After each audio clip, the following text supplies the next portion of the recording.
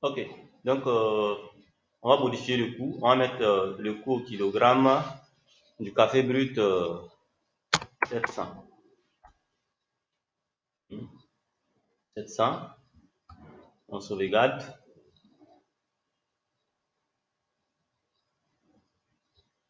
Maintenant, le coût, lequel autre article?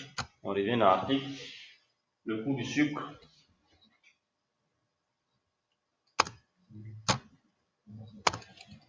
Le coût du sucre.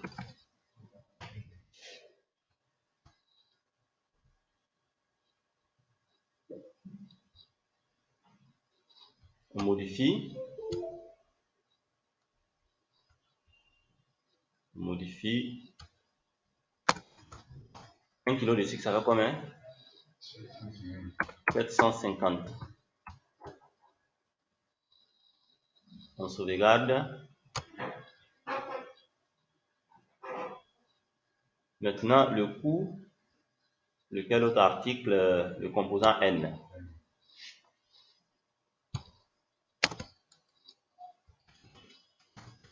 Le composant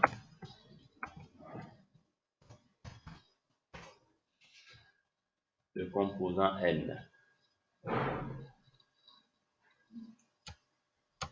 Le composant N, on modifie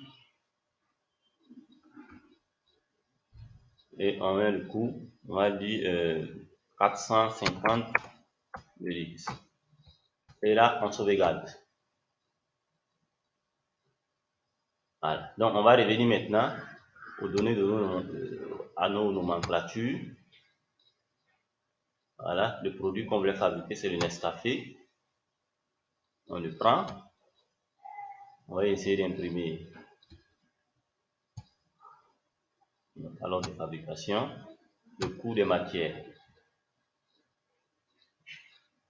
Le coût ici, c'est le coût d'achat. Coût d'achat. Le coût d'achat. Donc, vous voyez, le coût de la matière, c'est quoi? D'une fabrication, puisqu'on a dit c'est 10 kg. Donc, le coût de la fabrication, c'est quoi? D'un carton va s'élever à 10 750. Donc, si on vend notre carton à 28 000, il n'y a pas de problème. Mais souvent, quand il n'y a pas d'autre, tu vas trouver que le monsieur, les matières premières que le produit consomme, le montant est supérieur même au prix qu'il donne sur le marché. Donc, déjà, quand vous faites ça et vous imprimez l'analyse des coûts, vous savez déjà à combien il faut vendre le produit pour ne pas. Vous voyez. Et ce rapport, on peut l'imprimer également.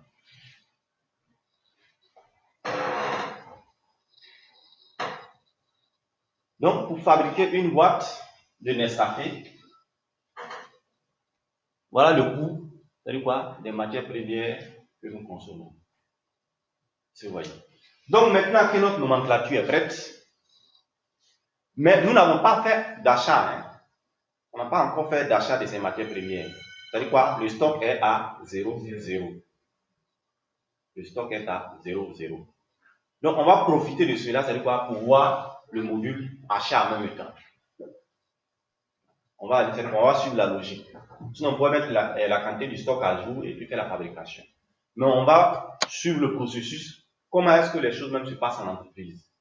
J'ai besoin de fabriquer, j'ai besoin de matières premières, donc il faut faire la commande de ces matières premières. Avec qui? Avec un fournisseur également. Vous voyez? Ok. Donc, qu'est-ce qu'on fait? On va aller passer la commande de nos matières premières. Passer une commande de nos matières premières. De nos matières premières.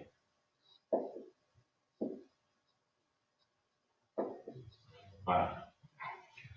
Donc, maintenant quand on passe une commande, c'est quoi? De nos matières premières, c'est avec qui on passe la commande. Nous sommes une entreprise avec le fournisseur. Donc, passer une commande, ce sera avec notre fournisseur. Maintenant, le module qui va vous permettre d'interagir avec votre fournisseur ici, c'est le module achat. Le module qui va nous permettre, c'est quoi? D'interagir avec notre fournisseur, il faut bien le définir, c'est le module achat. Quand on veut faire quoi que ce soit avec le fournisseur, c'est avec le module achat.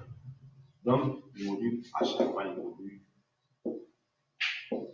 le module achat. Ok. Donc, pour cela, ça veut dire qu'on revient dans notre menu ici. Ça, c'est pour aller sur les différentes applications. Donc, on clique là-dessus. Et on va aller choisir notre module achat. Donc, on clique sur notre module achat.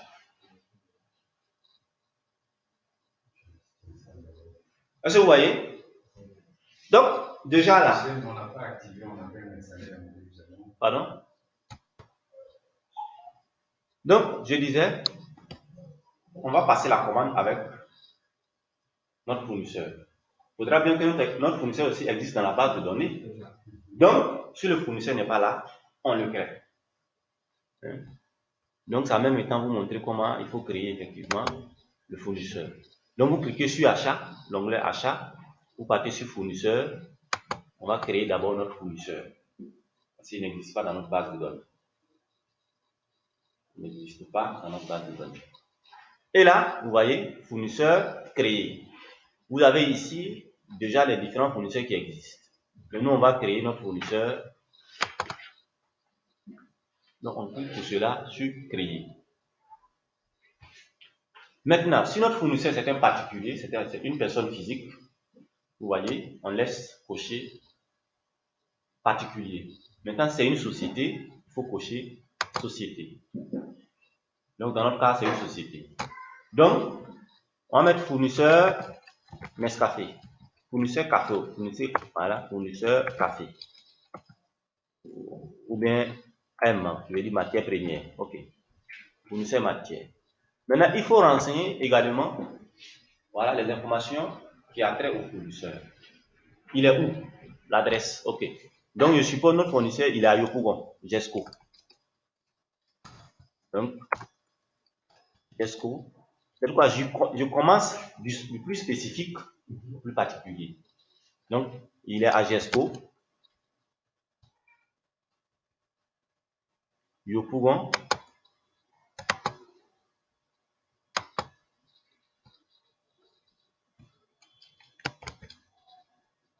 Yopougon. Wow, la batterie est faible. Voilà pourquoi il y a... Oui, c'est ça.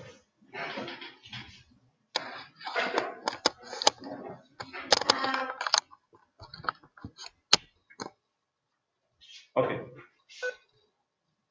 Donc, notre fournisseur est à Yopougon.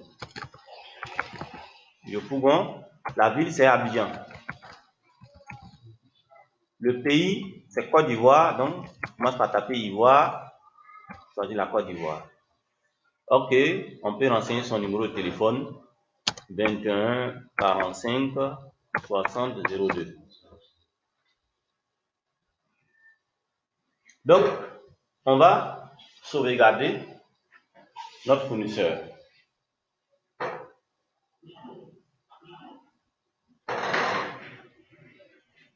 On va sauvegarder notre fournisseur. Donc, on clique sur sauvegarder.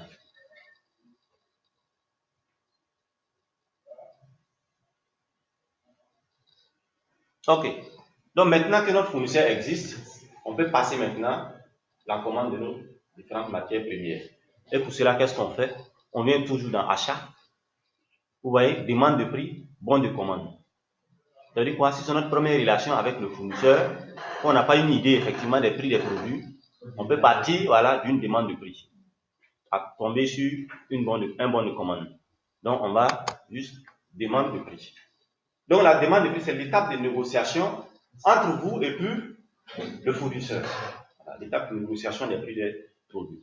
Et là maintenant, il faut créer la demande de prix.